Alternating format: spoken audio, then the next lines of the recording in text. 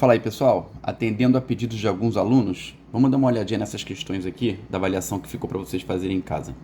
Bem, a gasolina é uma mistura de vários hidrocarbonetos. Considerando que a mesma seja formada unicamente pelo heptano, tá aqui, C7H16, e que um automóvel com tanque cheio de 60 litros desse camarada, desse combustível, ande até o seu consumo total, determine o que se pede. Então percebam, aqui está informando que a densidade do heptano é 0,68 gramas para cada ml. Ou seja, vou anotar aqui, ó, 0,68 gramas para cada 1 ml. Beleza? Essa é a informação. Só que eu não tenho 1 ml, eu tenho 60 litros. Então, quantos gramas eu vou ter de heptano se esse tanque estiver cheio com 60 mil ml? Beleza? A gente não viu que 1 litro tem 1000 ml? Então 60 litros tem 60 mil ml. Com esse primeiro passo, eu descubro exatamente qual a massa de heptano que tem dentro daquele tanque, tá? Então vamos lá. X vezes 1 dá X é igual a 60 mil vezes 0,68, que dá quanto?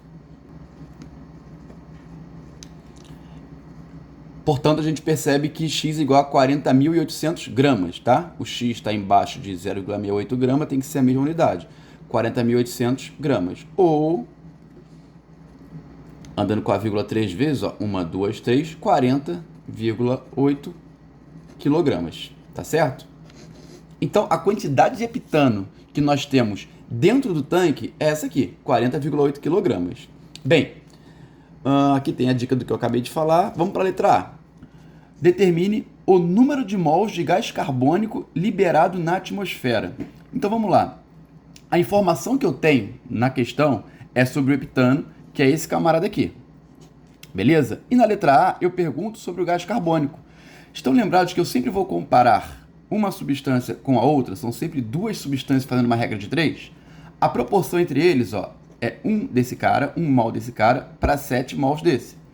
Só que a informação que eu tenho do heptano, a informação que eu tenho está em grama. Então, esse 1 mol eu vou ter que transformar em grama para usar na mesma unidade. Então, são quantos gramas? Vou fazer aqui no cantinho a massa molar, tá? Massa molar do C7H16, que é o heptano, ó. C7H16. Eu tô filmando e não tá aparecendo, né, gente? Desculpa. Olha aqui, ó.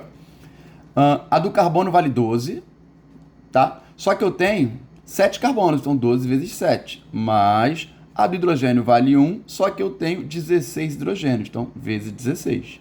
Somando vai dar quanto? 12 vezes 7 dá 84, mais 1 vezes 16, que dá 16. Somando 84 com 16, vai ser 100 gramas, como é a massa molar, né? Massa molar, aprendemos que é a massa de 1 mol, 100 gramas por mol. Beleza? Então vamos lá. Voltando aqui para minha reação química. 1 mol desse cara corresponde, na verdade, a 100 gramas. A gente acabou de ver isso. Que são 100 gramas para cada mol. Então, 100 gramas desse cara vão produzir 7 mols de gás carbônico.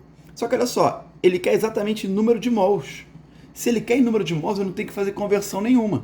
Então, 7 mols. Se 100 gramas desse camarada produzem 7 mols do gás carbônico, o tanque cheio com 40.800 gramas vai produzir quanto de gás carbônico? X. E é só fazer a continha, tá? Esse 800 ó, tem 2 zeros, corto com os 2 zeros daqui. 1 vezes X, X é igual a 408 vezes 7. Multiplicando cruzado aqui, né? Vezes 7. Então, X vai dar quanto? 2.856 mols. Tranquilo, galera? Essa é a resposta da letra A. Vamos para a letra B? Agora eu quero o número de moléculas desse gás que foi produzido.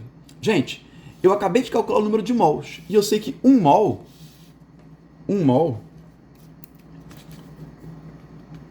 são, tá escrito aqui, ó, 6 vezes 10 elevado a 23 moléculas. Então, 1 mol tem 6 vezes 10 elevado a 23 moléculas. Se eu sei que 1 mol tem essa quantidade, e 2.856 mols? Vai ter qual quantidade? Só para mudar a letra, Y, beleza? Y. Y vezes 1, Y é igual a 2.856 vezes 6. 2.856 vezes 6 vezes 10 elevado a 23. Não posso esquecer. Então, Y vai dar 17.136 vezes 10 elevado a 23 moléculas. Se você quiser escrever por notação científica, então, ó, vou andar com a vírgula para a esquerda, ó. Tá aqui, né? 1, 2, 3, 4. 1,71, só arredondando, vezes 10 elevado a... Se eu andei para a esquerda 4 unidades, eu vou aumentar esse 23 em 4 unidades. Então, 23, 24, 25, 26, 27. 1,71 vezes 10 elevado a 27 moléculas. Beleza? Tá feita a letra B. Vamos para a letra C. Na letra C, ele quer a massa de gás carbônico emitida. Percebam, na letra A, calculamos o número de mols de gás carbônico emitido. Na letra B, transformamos esse número de mols em número de moléculas. Tá aqui. Na letra C, ele ainda quer do gás carbônico, mas ele quer em massa. Gente, se eu quero pegar número de mol, por exemplo, e transformar em massa, eu sempre uso a massa molar. Vamos ver a massa molar do gás carbônico. Aqui, ó, CO2. A do carbono vale 12, mais a do oxigênio, olhando na tabela periódica, tá aí também com vocês, 16, só que eu tenho 2 oxigênios, então 16 vezes 2, que vai dar quanto? 12 mais 16 vezes 2 dá 32. 32 mais 12, 44. Não são 44 bicicletas. Unidade de massa molar, não é a massa de 1 mol, 44 gramas para cada mol. Pronto, com isso eu faço a regrinha de 3. Se eu sei que 1 mol dessa substância tem 44 gramas, 2.856 mols, que foi a quantidade que a gente viu que foi produzido na letra A, vai corresponder a quantos gramas? Para mudar a letra, eu vou chamar de Z. 1 mol tem 44 gramas, 2.856 mols tem quantos gramas? Z. 1 vezes Z, Z é igual a 2.856 vezes 44, que vai dar 125.664. Se a pergunta é qual a massa, gramas. Tá aqui a massa de gás carbônico emitida na atmosfera. Beleza? E por último, na letra D, ele pergunta o volume desse gás produzido.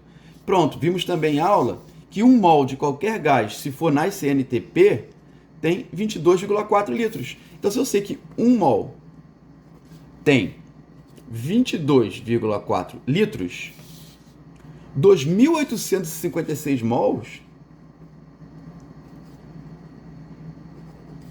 terão quantos litros? Para mudar a letra, eu vou chamar de letra A. Então, vamos lá. 1 vezes A é igual a 2.856 vezes 22,4, que vai dar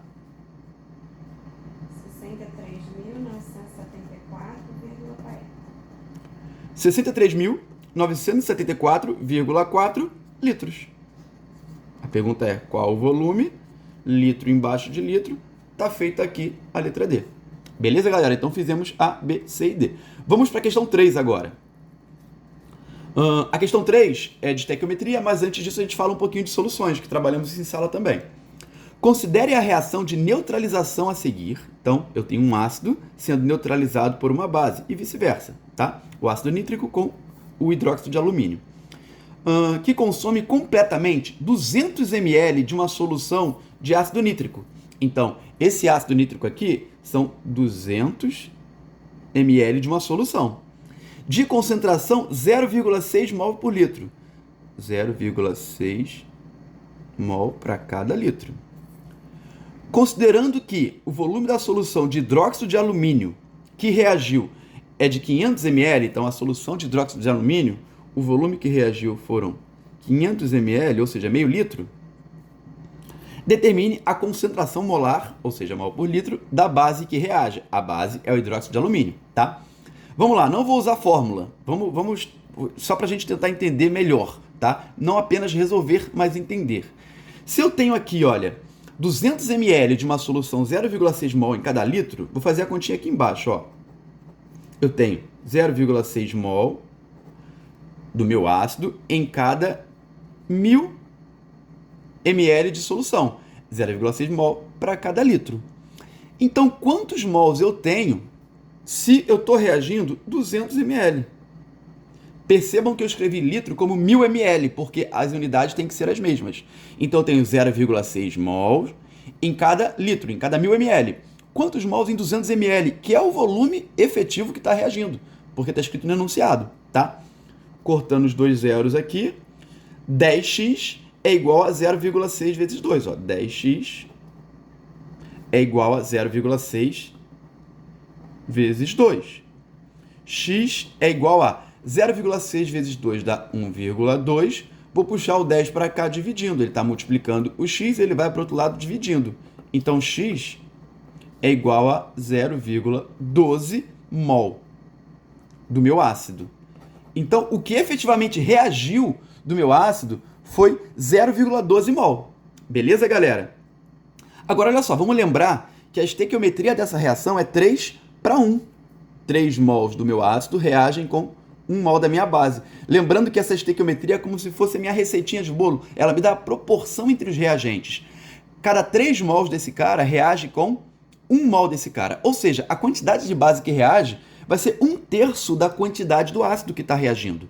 Então, aí eu já percebo que se a quantidade de base que reage é 1/3, e eu acabei de achar a quantidade de ácido, 0,12, então a quantidade que vai reagir efetivamente da base vai ser 0,12 dividido por 3, vai ser 1/3 disso, beleza? 12 por 3 dá 4, então a resposta é 0,04 mol de base. Agora percebam, o número de mol de base está encontrado, mas a pergunta não foi o número de mol, foi a concentração em mol por litro. E então eu tenho 0,04 mol, que é a quantidade que reagiu em 500 ml. Em 500 ml, porque está no enunciado que o volume que reagiu foram 500 ml daquela solução.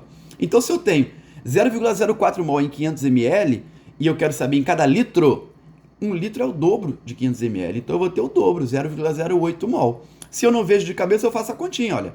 0,04 mol em cada 500 ml. Quantos mols vou chamar de x em cada litro? Ou seja, em cada 1000 ml.